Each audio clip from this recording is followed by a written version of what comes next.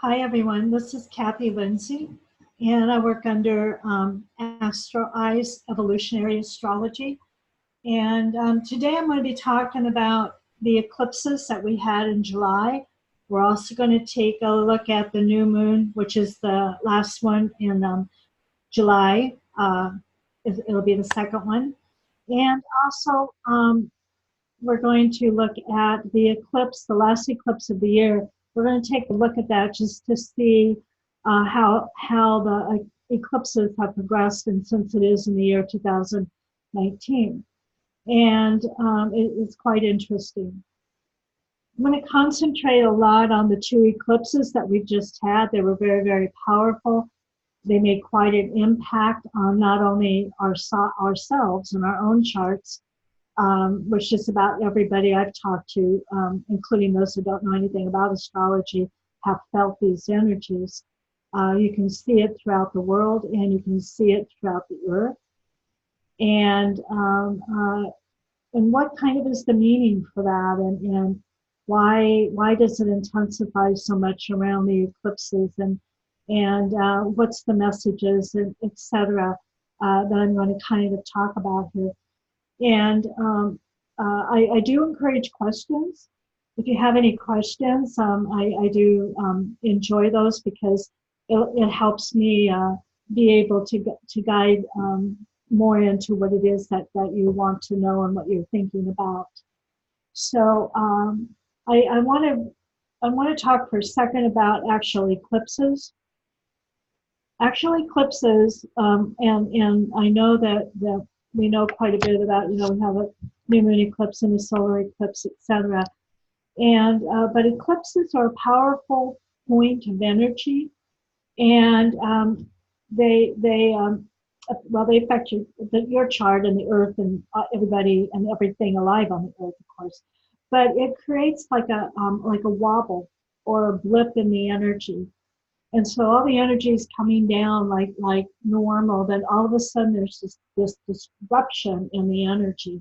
And that, of course, affects many things. And the natural flow of light and dark also. Even if you can't see it, everyone feels it. And of course, if you're somewhere where you can actually see it, it becomes even more intense. It opens up a portal to the universe, and at that time we can be downloaded with messages, because at an eclipse it will bring up a lot of information from our soul and even from our DNA that gets activated at that time with the energies that are being activated, and by that I mean what sign it's in and where it hits in your own individual chart. It stirs up like our subconscious and brings it up.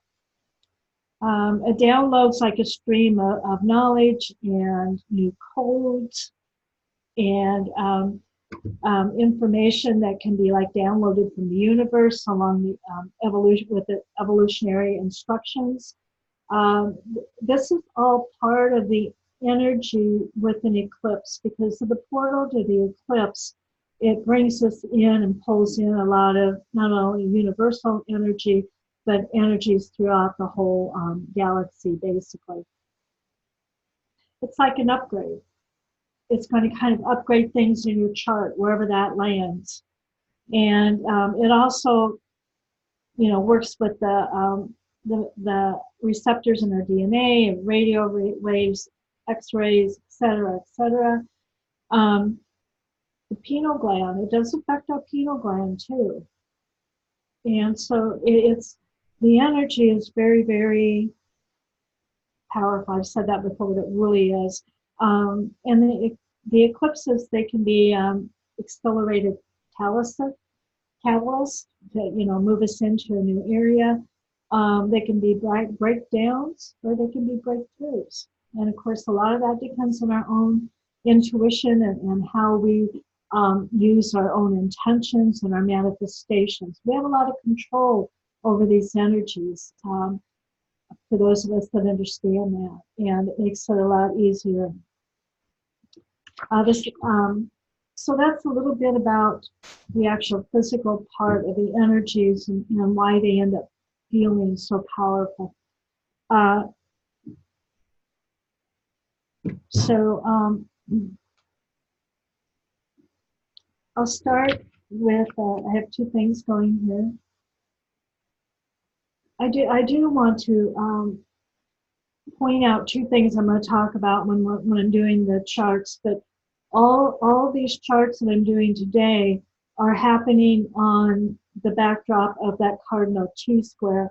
And basically the cardinal T-square involves Saturn, South Node, Pluto conjunction, extremely powerful, extremely transformative in Capricorn, which rules government, military, stock market, corporate America, et cetera, opposing the North Node and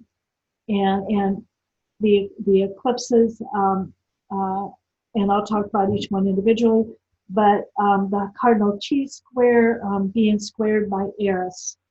And on July 2nd, the first one that we have the opposition of the Sun, Moon, and the North Node together opposing the South Node, Saturn, and Pluto. And that in its own is very, very powerful. It's very transformative. And on the second one, we have Saturn, South Node, Pluto, and the Moon opposing the Sun, the North Node, and Venus. And so both of those are being squared by Eris. And we can't forget the power of Eris, because she's the one that's causing a lot of the discord, a lot of the chaos, a lot of the angst and jealousy and competition, and all these energies that are hyping up all of these eclipses.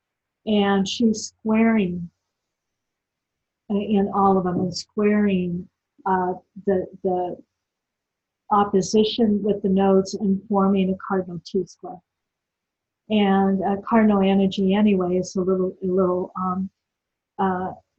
bit of a challenge to get through. So we're having a lot of activity that these eclipses and even the new moon have going on, and that is the backdrop of all of them. And very, very powerful. I want to also add to both of the eclipses, the eclipse on the 2nd, yes, and this is the new moon chart showing the same thing. The eclipse on the 2nd actually happens on the sun of the United States, making it a very, very powerful for the whole world, not just the United States, but the whole world energy. The eclipse landing right on the sun of the United States. And it's very interesting because starting with like 2 weeks out or so from the eclipse, going all the way through to the second eclipse and on, we're still feeling it. The energies really never had a chance to subside much. And so during this whole time, we've had, well, some of the big world events are happening because of these eclipses. The United States has a pivotal point in a lot of the things going on in the world, but everywhere this is happening. And we had an earthquake in California that started a whole new cycle of earthquakes, basically, because they've been silent for about 2 decades. And that happened right at the time, well, actually like 2 days after the July 2nd eclipse. Of course, Capricorn has to do with the earth. And a lot of very, very strong energy that affected the earth and the first earthquake. And it started out 6 point something, and then the next one, which I thought was an aftershock, but actually it was 7 point something, that got started. So the earth is receiving these energies. We had a hurricane that went in here in the United States towards New Orleans. It was a smaller hurricane, not a huge one, but fairly early in the hurricane season. We also all over the world. When you look at other countries, you have Well, you have the Prime Minister of the UK that has just one resigned and a new one coming in, and amidst a lot of protests, etc.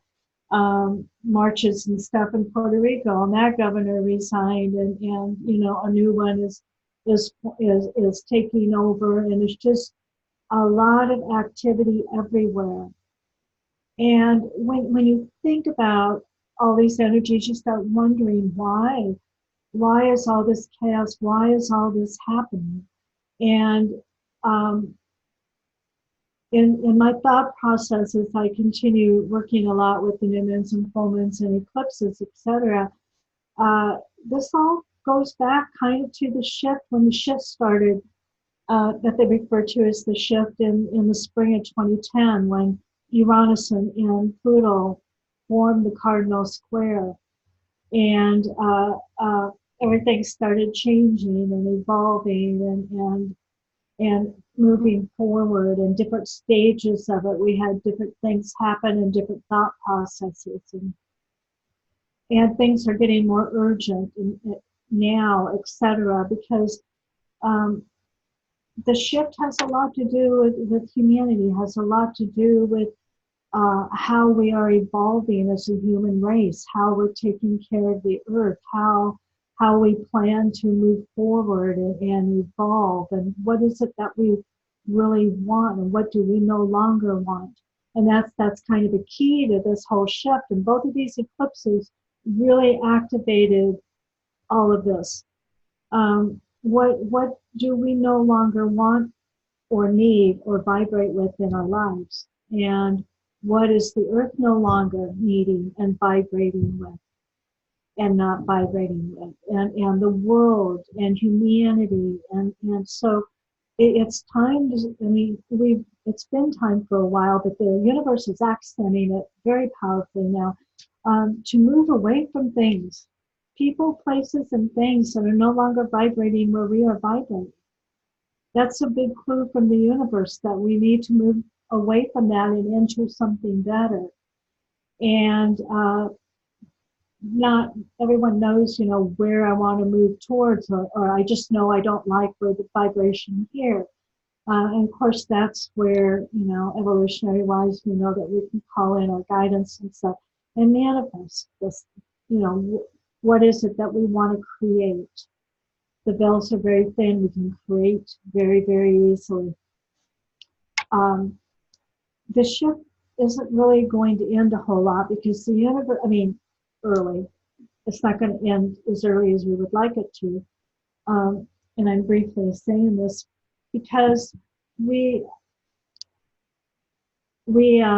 universe, I should say, has given us the beauty of the planet Eris and made it quite noticeable before 2016, the elections here in the United States.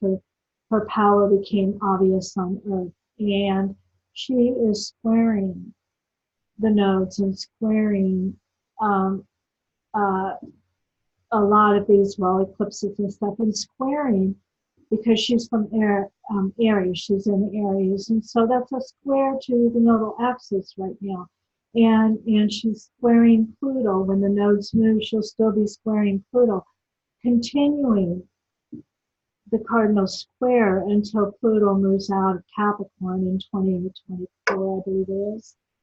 And when Pluto moves into Aquarius, then we'll finally, I know, to retrograde back a little bit and go back, etc. But that's when there's going to be a real ending of the intensity and the huge transformations and the chaos and etc. will not be accented near as much once Pluto moves into Aquarius.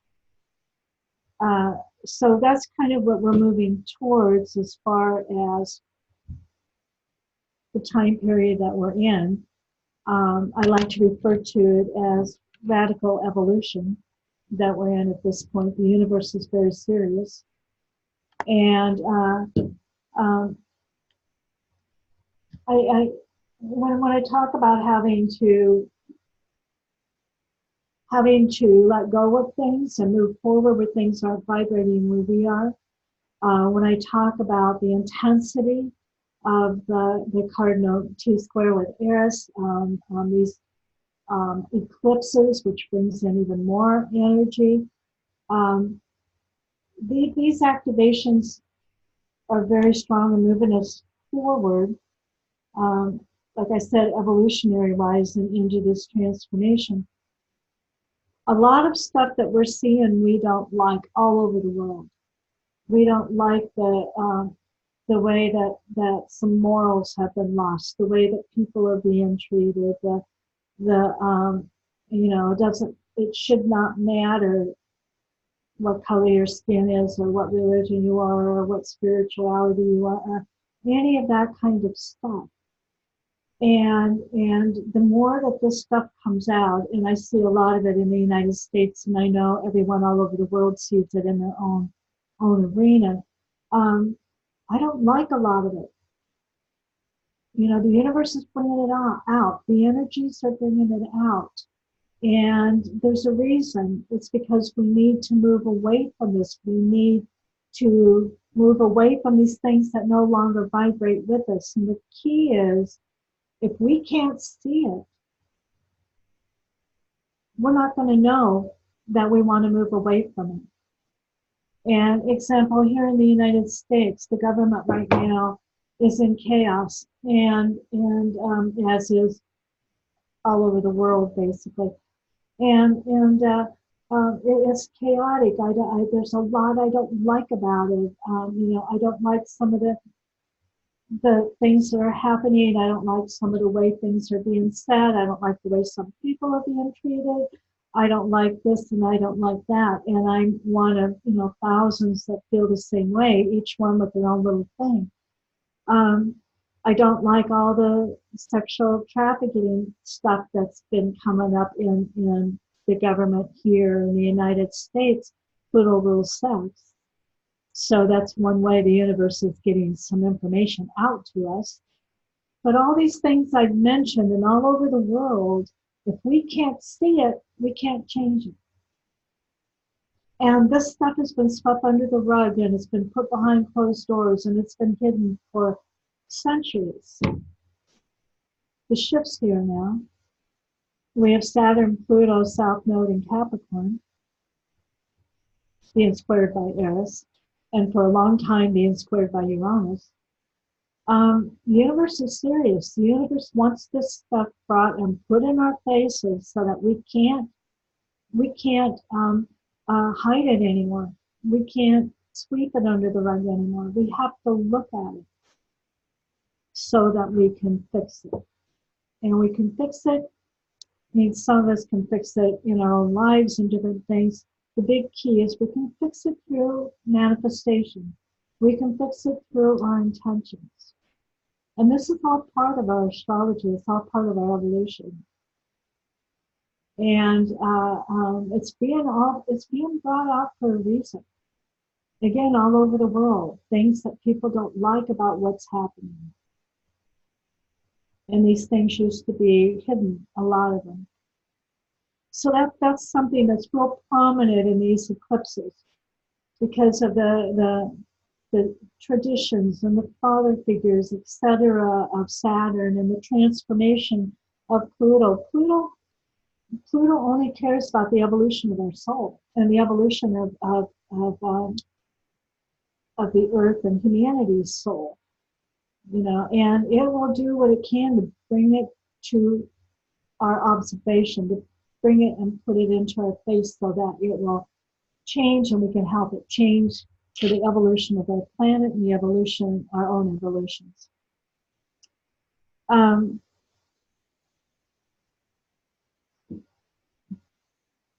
This is a lot, I know, even for us astrologers, a lot of energy going on. The big picture part is part of it. It's hard to look just at what's going on, like with the eclipses and everything, because they're all part of the big picture. And being able to see that big picture down the road, you can get an idea of why these very heavy transits are happening to us, or for us, I should say. it's kind of like the universal map of the evolution and the growth of all humanity and the earth. And not that I pretend to be able to see the whole thing, but many of us can get a glimpse of that big picture. So we're going through a lot of soul transformation, including earth transformation, and as above, so below, the planets and the earth. And it's not easy. But then transformation isn't easy. If it's easy, you're not doing the work, basically. And so we're strong. We know we can do this. And the eclipses and different things are helping us do this. And when you think of it as help, even though our bodies get very, very tired and we get there's a real lack of energy. That's the number one thing I hear from everybody that I work with, in the spiritual and the astrology field, and just, my everyday people in the neighborhood, etc., the exhaustion. And that's because we have so much energy coming down, as above, so below, and our bodies are trying to incorporate it. So there's that exhaustion thing. I do want to point out, I just did just a little bit of research. I was curious as to when the last time Pluto and Saturn were together in Capricorn. And in the research that I did, it's like in the last 3 millenniums, I think it is 2-3 millenniums, there's only been 4 times that Pluto and Saturn have been together in Capricorn. That's a lot of years. They've been together, but not in Capricorn. And one of the times that Pluto and Saturn were together in Capricorn was when the Spanish came in and wiped out the Aztecs. The Aztecs, how do you pronounce that? Came in and busted up their pyramids and all their spiritual, places that they gathered, killed most of them. And we have some ruins left, but when that happened was one of the 4 times that Pluto and Saturn were conjunct in Capricorn.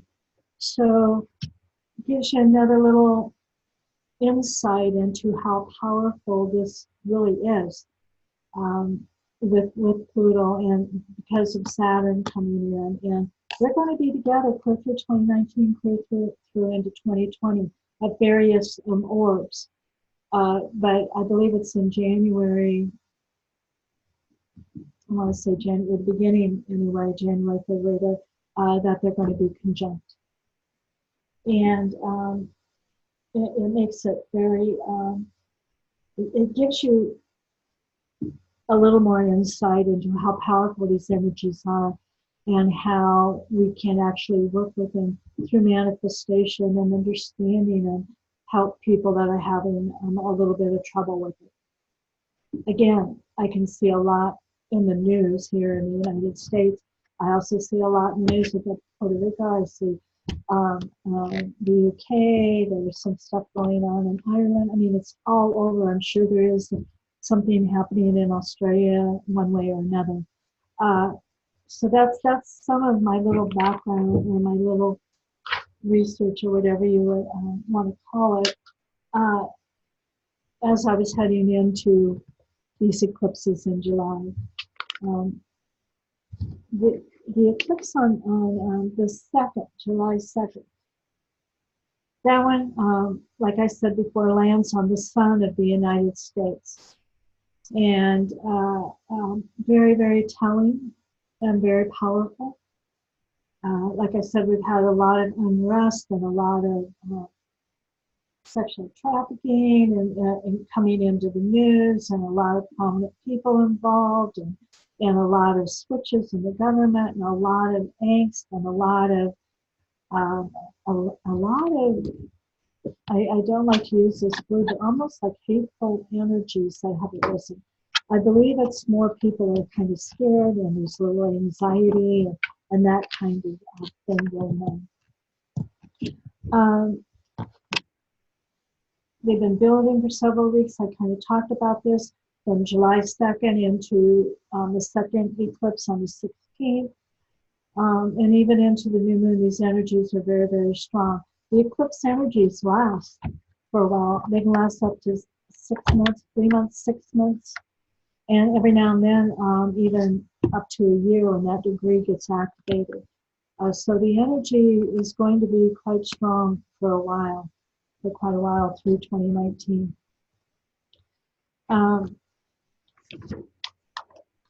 The new moon solar eclipse, July 2nd, was in Cancer.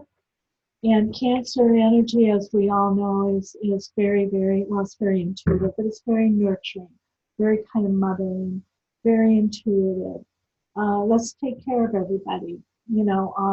Let's make chicken soup for the neighbors that are sick. Let's make sure that everybody has water. Let's make sure that everybody is taken care of. That's that Cancer energy, very, very intuitive again.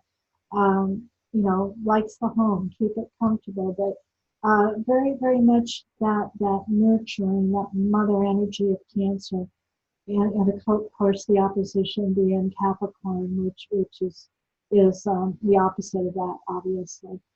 So the eclipse being in Cancer, that really brings in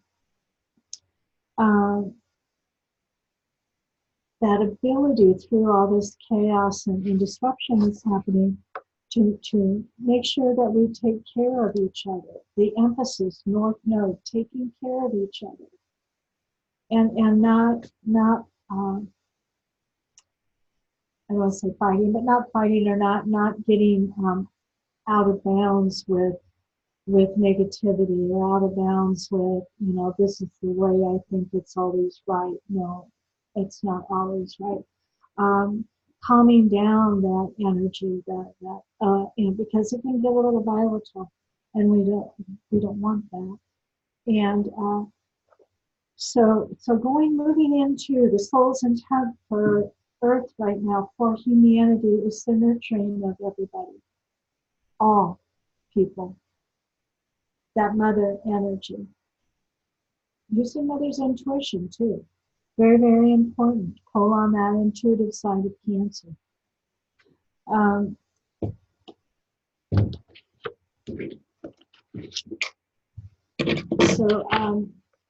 We also have it at this new moon too.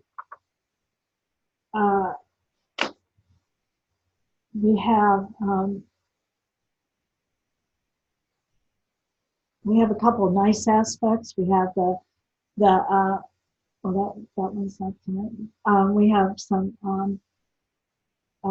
trines from Chiron up to Mars and Mercury, which is very nice, helping heal that kind of warrior anger kind of energy that can come out of Aries, and take it into being able to take action to bring in more nurturing and more lightheartedness. Is a way to look at that aspect. We do have a square between Neptune and Jupiter, and that one's been lasting for a while. And those two energies can be very nice energies, but they can also be with Jupiter. Jupiter has that ability to expand. It could expand the high side of Neptune and Pisces, very spiritual, very creative, very much channeling energy, or it could expand the escapism of Neptune, which is something you would want to watch out for. The main energies again being in the cardinal oppositions and the T-square there. Mars and Mercury sitting together in Leo. Leo again is a nice energy. It's a happy energy. It's a big heart energy. But the caution of Mars with Mercury, kind of watch what you say, because it could come across, in an angst way, come across in an anger kind of way, or maybe you really didn't mean it that way, or maybe you did. There's that ability there. And I noticed some of that in the news during that time that we had the eclipse in July. So that's one way to kind of look at that eclipse.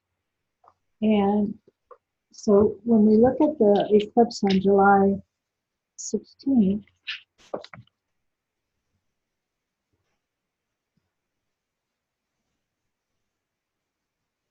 we still have the opposition and the cardinal T-square with Aries. She's in Aries over there, squaring the nodes in this eclipse.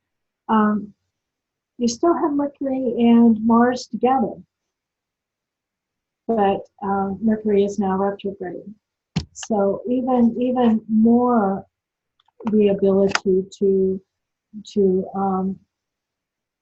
be careful of what you speak and how you speak it and what you write.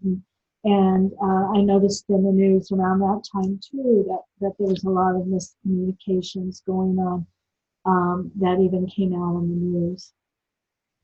The one thing that I liked about this setup when I was looking at it is that we have the moon sitting with Pluto and the moon bringing in a little intuition, and Venus sitting with the north node. And so the moon is basically sitting with the south node, Pluto and Saturn. The Venus conjunct the north node and the sun brings in a lot of heightened energy. It's a concentration on the love energy of the Cancer, the nurturing, mother, loving everybody. And Venus, of course, being the planet of love. The one caution that I noticed around this time period of July 16th was kind of some down energy, some kind of depressed energy, very I don't know, kind of scattered mentally, and kind of more, I guess, more depressed. I kept trying to liven up, how I was looking at things going on and happening at that time, but there was just kind of a little drudgery with it. With the Saturn South Node Pluto Moon, that running conjunction there, even with the Venus opposite part of that, it was a little challenging. The energy around that eclipse, and also if you followed the news around the world, etc., you could see where that energy was doing the same type of activation on people and leaders. Remember, at eclipses, a lot of times famous people and leaders will have a really hard time. They'll be in the news. Sometimes they even transit. I mean, they don't transit. Excuse me. They will die and move on, transit into the other realm. Is kind of what I meant.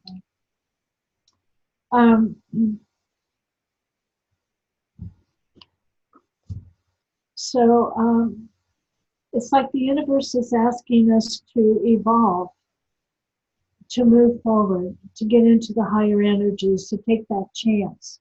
And it's not just, okay, move ahead and evolve. It's kind of like if you look at the big picture and everything, if we don't start evolving as a human race, and we don't start evolving as a planet, we don't start evolving in our own lives, we're going to have to come back and do it again.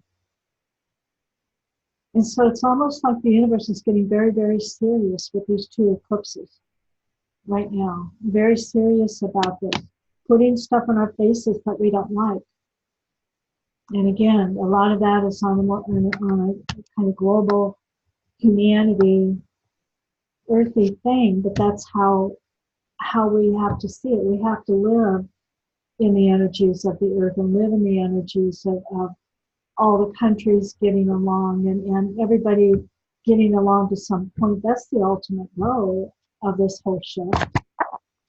Moving into oneness, and which basically means being able to get along with people enough that, well, if your energies don't match, which will happen, you don't have to get mad, and you don't have to, whatever, just kind of, walk away and go do your own thing. That's kind of the ultimate goal down the road here, everybody can get along to a point, and if not, well, you just kind of move on to another area. And not this angst and not this anger and not this kind of energy that we're in right now. But again, part of that is so we can see what it is we don't like, so that we can change it. And we'll have to work on that for a while. And all of the aspects and the eclipses will help with that. So these degrees will continue to be activated throughout the years, and we have it'll be activated a little bit with the eclipse coming up at the end of December too. And as we move into 2020, we'll have another eclipse, and we'll also have the conjunction of Pluto and Saturn. So it's not like it's over yet or anywhere near that. But we're being given the information now what we need to do to change things so that we can evolve. Remember, it's radical evolution. It's not a real calm one, it's a radical one. We're looking at this chart of December 26th for Eastern Standard Time. I'm in Central Standard Time, and it's happening on Christmas Day here. You can see that lineup of Capricorn. I mean, we have one big running conjunction here with Mercury, and then the new moon, and Jupiter, South Node, Sirius is in there. And remember, Sirius is a dwarf planet now, so you have to give her more energy and more, you have to include her more now because she's a dwarf planet, not an asteroid. She's been risen into the dwarf planet category. Saturn, Pluto, Venus is there, but too outside to be actually included into that running conjunction. Quite powerful.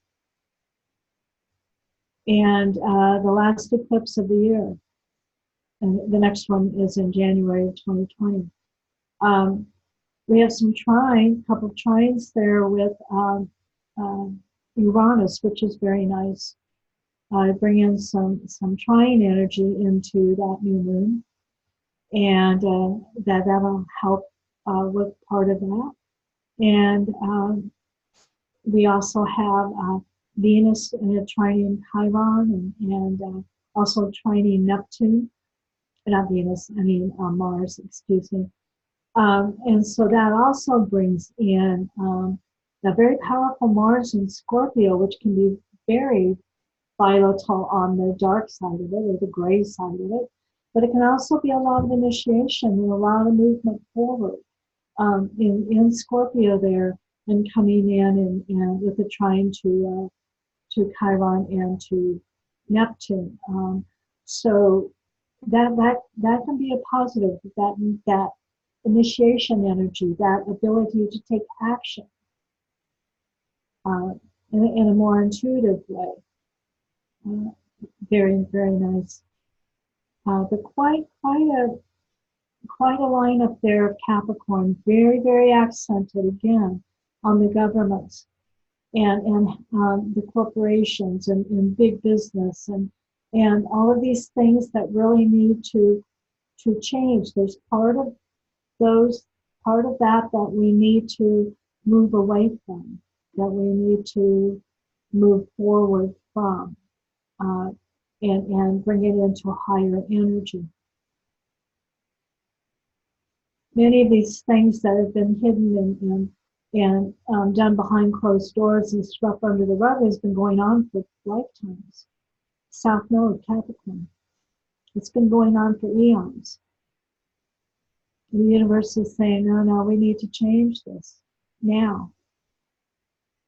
Or at least start changing it. It won't change overnight, but we have to start moving forward with the stuff that's being put in our face, which is kind of hard because it takes a toll on our energy and a toll on our thinking, etc. And we have to just keep in mind that this is being shown to us so we can release it, so we can move forward.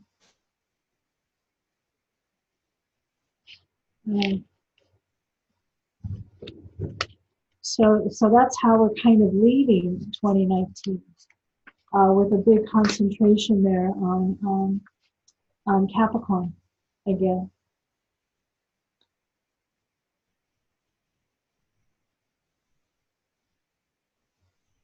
The new moon. When we look at the chart of the new moon, and it's not accented with an eclipse, so we can kind of take a breather there a little bit, because we're not going to have extra energy bombarding us at this new moon. This new moon in Leo. And so, I mean, Leo energy is fun energy. It's the big heart energy. It's let's play. Let's honor the child within. Let's enjoy life for a little bit. Venus is right there. Venus is right there with the moon and the sun, and all together. So loving and heart energy and fun and the child within, and let's laugh and let's play. It's like it'll be like a relief, a big relief. You'll feel the energy. It's still opposing Pluto, Saturn, South Node, but we've been through these eclipses, and these were powerful eclipses, and for everybody. And so this new moon energy is going to be a welcome. It's new moons, of course, is a better time to manifest. So manifesting that energy, that fun energy, that heart energy, that play energy will be very important. Also at this time, we have a Mercury at this new moon stationing direct. So that's kind of an added little emphasis there of a forward movement with Mercury that also help relieve a little bit of the energy that we've been going through with the whole month. We have Jupiter coming in again. It's trining Mars, which again is harmonious energy, which is a good energy. And actually, you can pull it into the new moon, the trine between Jupiter and the new moon.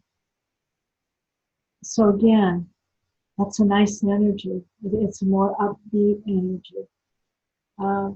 Jupiter and Sag is double Sag energy, and we always like to have Sages at parties. And so that new moon, even though it's a new moon, meaning that it's not shining, bright, in Leo with Venus, trining Jupiter, it will be like a breath of fresh air. And we need to pull on that. We need to focus on that and keep it moving that way. We have Uranus squaring, and so that will add a little bit of squaring the new moon. So that add a little bit of extra energy and that kind of, Uranus, the constant of change, and things happening, like out of left field with lightning bolts and earthquakes. But it is also, Uranus also rules Aquarius, which is about humanity, and it's about the community, which is a theme through all of these eclipses. The North Node, the nurturing of everyone, and powerful times that we're in, very powerful times.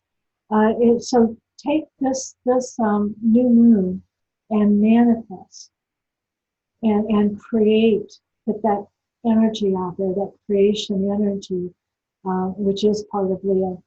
And Venus is right there, the planet of creativity, and actually bring all of that in and manifest and take action on that manifestation with that Mars and Leo also, not part of, but close to.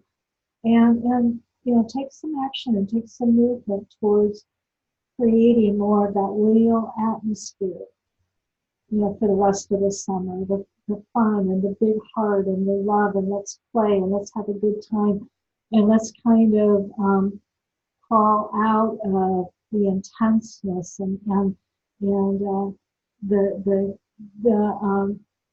energies of these eclipses that have been kind of hard on the body, and move forward with that. Is there any questions? Anybody have any questions or anything so far?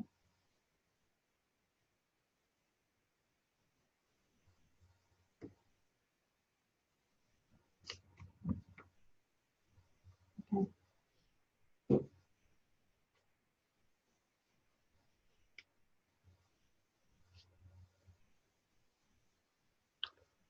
Um,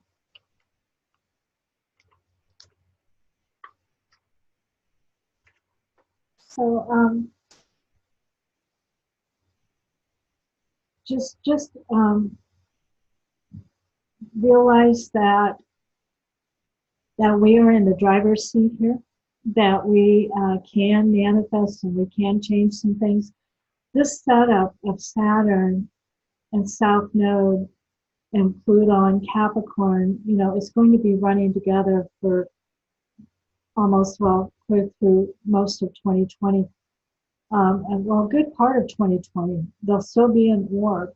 And so there's a lot of work the universe wants us to do here, having to do with the government and corporate and big business, and I mean governments everywhere, all over the world, and things that need to be changed, and they're being put right in our faces, right in our faces, so we don't miss them. And I know it's been a little tricky, listening to a lot of the things happening all over the world, and that aren't in the right relationship, and that don't have to do with the evolution of our souls and the soul of the earth and humanity, and that's part of all of this, the growth to move forward. And in my own mind, my own opinion, I believe that many of us, especially us astrologers and people that can understand when we're trying to talk to them about it, that we've probably been through a couple of these shifts before, and they're not easy, which is why we keep moving forward with them, and why we keep trying to understand it, and why we can say, okay, I see that, I can look at that, and yes, it needs to be changed, and it can no longer be swept under the rug. And it's very, very powerful. It's what these eclipses and the transits are doing for a reason. It's not just, they're not just floating around up there, having a good time. They do have a mission, and the mission is through the evolution, and the evolution of the planet, and the evolution of humanity, and we know there's been some, some times that kind of like we're in right now. I mean, there's been times when the earth has gone through almost destruction, and they attribute one of those times to like the extinction of the dinosaurs, and then humanity came back, and the earth came back, and then we had the Noah's Ark time period. That was also, a real, where the earth almost didn't survive and humanity almost didn't survive. And we're in one of those time periods again. And so when you look at these eclipses, and you look at the transits right now, and with the eclipses, with extra power and extra intensity and extra energy into those new moon, full moons. We're going to continue to have new moon and full moons. And this theme is going to continue. But there's a message in it. And we have to look at these things that we don't like, and we have to try in whatever way we can to move forward with them, and to stay in the high energy, and to work with the planets, and work with the ones that they give us, like on July 16th. I mean, not only did we have the full moon eclipse going on, but we had Venus involved, and it's so it's like the universe knew that we needed something light, that we needed love, and that we needed a more positive energy involved in it. And so the universe is looking out for us. We just have to do this work, and it's not easy work. And you know, it's hard, but I know that we are very, very strong, and that we can work with all of this. When you look at the eclipse on July 2nd, we have Uranus squaring Mercury. Again, Uranus, the constant of change. You know, Uranus is lightning bolts and earthquakes, but it's also humanity.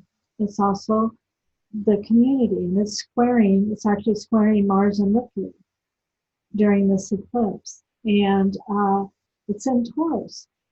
And Taurus has to do with our land, and it has to do with our money, and it has to do with comfort, and it has to do with natural things, which has been a highlight also going on, you know, natural foods, natural medicines, you know, the ability to bring them into balance. And balance being very important with the way the nodes and the eclipses are setting up at this particular time, with Pluto and Saturn, etc. Okay.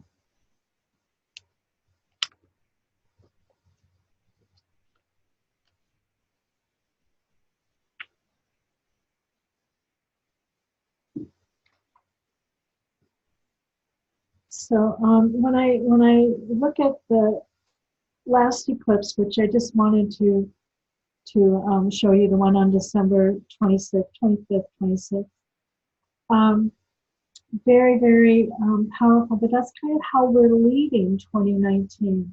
We're leading 2019 with an emphasis on this Capricorn energy, an emphasis on how our father figures, our leaders, our governments, etc., have not been doing things quite right in the past, and how they definitely need to move forward, and how they need to transform, and how they need to grab hold of this energy that the universe is giving us to move forward and to change what needs to be changed.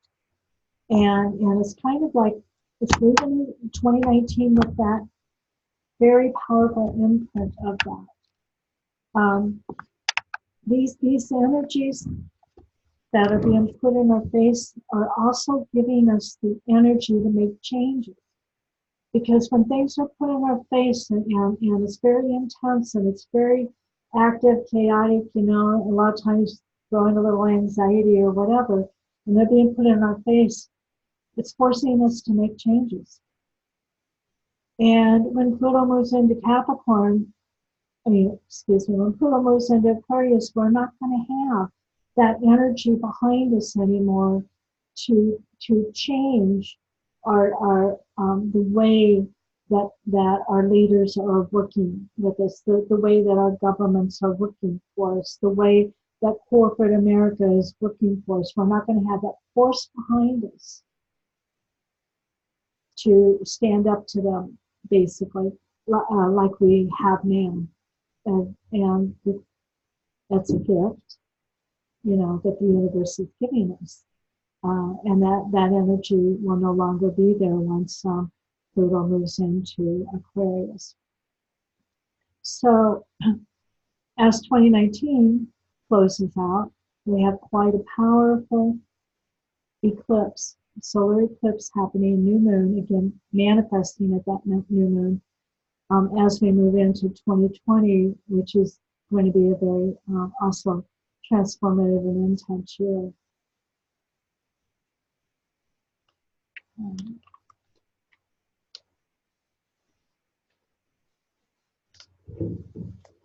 So it sounds a little scary, and it sounds a little intense, these energies and how they're setting up with the oppositions and the squares, but there's a lot of positive in it also, and pulling on the Jupiter and Sag, and pulling on the Neptune and Pisces, and it's trining, and the North Node, and there's a lot of positive energy being sent to us through the transits, to help us as we also have to face the things that we no longer want to live with, basically. And a lot of this is happening through relationships. And so, I mean, a lot of committed relationships, love relationships, are seeing some challenges this way also, because people want to be treated with integrity and respect, and people want to be treated with nurturing and caring. And if that isn't the relationship that you're in or someone's in, then it's time to move away from that relationship and get in one with the right vibrations for you. And this includes relationships of countries and relationships at work and relationships everywhere. So a lot of this is playing out in relationships all over. And so expect more things to be put in our faces so that we know what it is that needs to change. And if you think of it that way, it kind of eases it a little bit. You know, things are being put in our faces for a reason from the universe. It's so we can transform it and so we can change it. When I think back just a couple of years ago, all the things that have been taken out from behind closed doors, and the rug's been taken off of, so you can't sweep it under the rug anymore. I mean, all these things that are happening all over the world and corporate America, it's almost like amazing that all of these secrets, Pluto doesn't like secrets, you know, and has been brought out to everybody's attention. You can't hide anymore. These things need to transform. They need to change. So, is there any more questions? Or any questions? I just wanted to mention the Pluto polarity point, which is Cancer for all three charts. Yeah. And it's facilitated by the North Node in Cancer. So any comments on that, Cathy?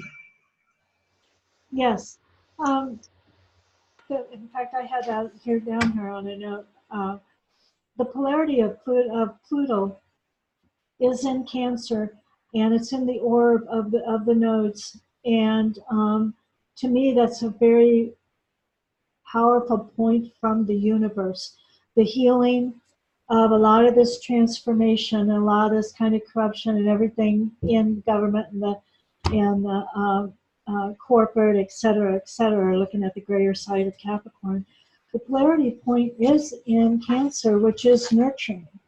And it is the soul's intent at this point, with the North Node being in Cancer, to nurture. We're supposed to be nurturing each other. We're supposed to be taking care of the planet, nurturing it, kind of taking care of each other. It doesn't mean that everybody's going to get along, with kisses and flowers and everything.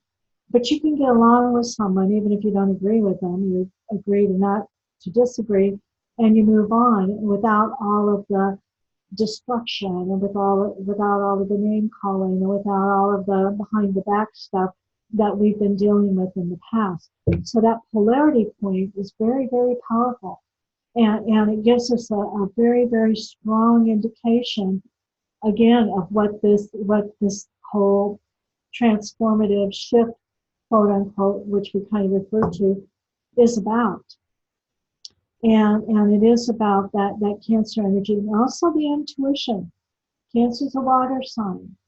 We need to be listening more to our intuition, and into for the whole world. I mean, everybody should be listening to it more.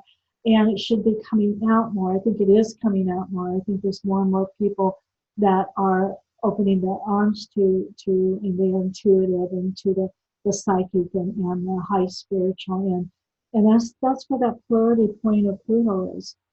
And it's right there connecting in with the North Node, which at this particular time is the soul's intent of humanity, the soul's intent of the earth and humanity, and what we're moving towards. Did that kind of answer? Oh, yes, that's fantastic. Thank you. Okay. So, Cathy, that actually brings us to the end of your meeting. Oh, okay. Yeah, I'd like to thank you very much for, for looking at all of those charts. And we look forward very much to seeing you next time. Okay. That sounds very nice talking to all of you and sharing what I have discovered, myself and my own views, and everyone manifests and makes it. Great. Thank you so much, Cathy. Bye for now. Bye.